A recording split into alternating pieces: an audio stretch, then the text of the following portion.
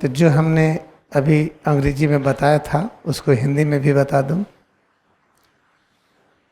किसी ने प्रश्न किया है कि क्रिया योग से कर्म का जो बंधन है कैसे खत्म होता है। कर्म बंधन है कुछ स्पेसिफिक एक वर्ड है, this is specific word how karma are burn by Kriya Yoga. इसका लिटरल ट्रांसलेशन है कि क्रिया योग से कैसे कर्म को हम भून सकते हैं, जला सकते हैं। ये जलाना भूनना ये एक वायलेंस का थॉट है। इसका और अच्छी तरह से ट्रांसलेट करिए तो क्या होगा, हम कर्म बंधन से कैसे मुक्ति पाएं। कर्म बंधन तरह तरह के होते हैं। माँ बनने का कर्म, पिता बनने का कर्म, भाई बनने का कर्म, मित्र बनने का कर्म और अनेक प्रकार के कर्म हैं। कुछ हम खेती का काम करें उसका कर्म, कुछ जानवरों की सेवा उनसे बंधन है, तरह तरह के कर्म। लेकिन जब इस तरह से कर्म बंधन से मुक्ति का सोचेंगे बहुत वर्ष लगेगा, लाखों लाखों वर्ष। इसलिए हमें सोचना है कब हम श्वास से मुक्त हो जाएं, बिना श्वास के हम इस तरह से बोलते रहें। कब हम पैरों के बंधन से मुक्त हो जाएं, बिना पैरों से चले हम चलते रहें, बिना हाथ से काम किए हम करते रहें, बिना वाणी का प्रयोग किए हम बोलते रहें, बिना कान का प्रयोग किए हम सुनते रहें। इस तरह से कर्म बंधन से मुक्ति की बात है।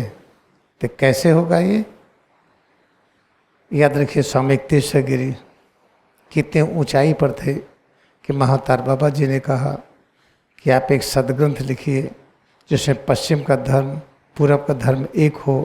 तो होली साइंस से लिखा, होली साइंस आपको दिखा भी दें। इसको लिखने के लिए निवेदन किया था महातार बाबा जी और कहा था जब ये पुस्तक कंप्लीट होगी, लिख करके पूरा करेंगे, मैं फिर आऊँगा। तो जिस रात को लिख के कंप्लीट किए उस दिन सुबह फिर महातार बाबा प्रकट हो गए स्वामी तेजस्वी के सामने।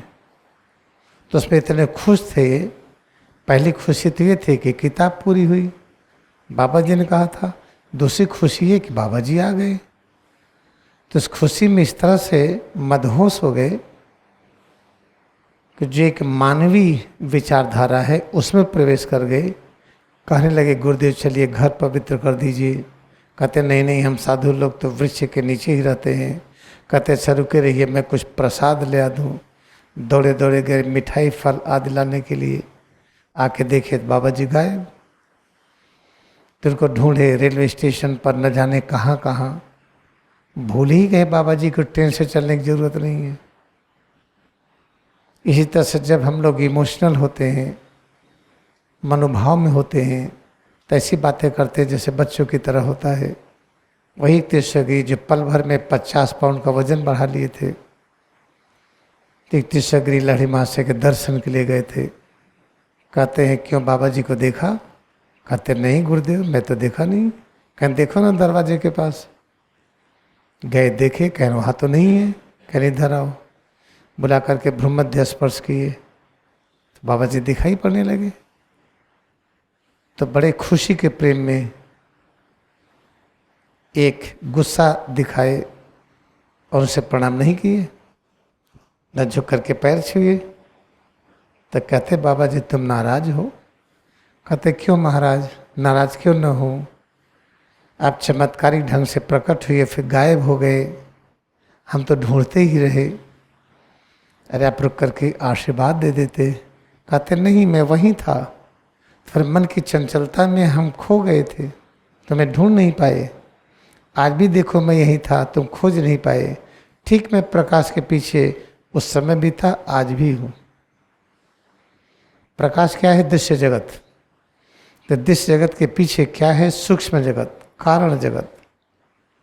जब तक सूक्ष्म और कारण जगत की अनुभूति नहीं कर पाएंगे, ऋषि मुनि दिखाई नहीं पड़ते हैं और हम सच और गलत पहचान भी नहीं पाएंगे। तो सूक्ष्म जगत में कैसे जाएं? देखिए सुषुम्ना है, सुषुम्ना में प्रवेश करना सूक्ष्म जगत में प्रवेश करने की क्रिया है। इसके अंदर वज्रा नाड़ी है, फिर इसके अंदर चित्रा नाड़ी है। तो ये सुषुम्ना वज्रा चित्रा, इसके अंदर हमें प्रवेश करना है।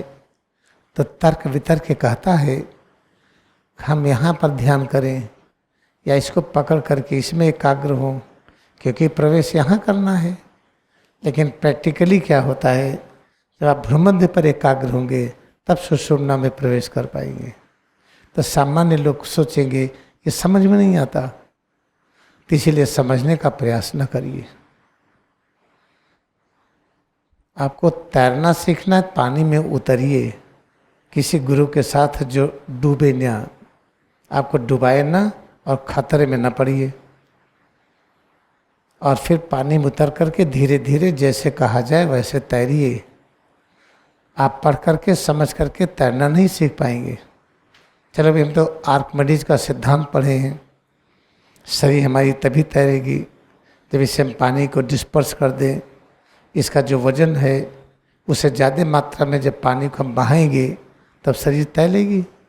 तब चलिए तौलिए कितना शरीर है, कैसे पानी को ढकेलेंगे, इसके वजन से ज़्यादा कब होगी तो तैरेंगे।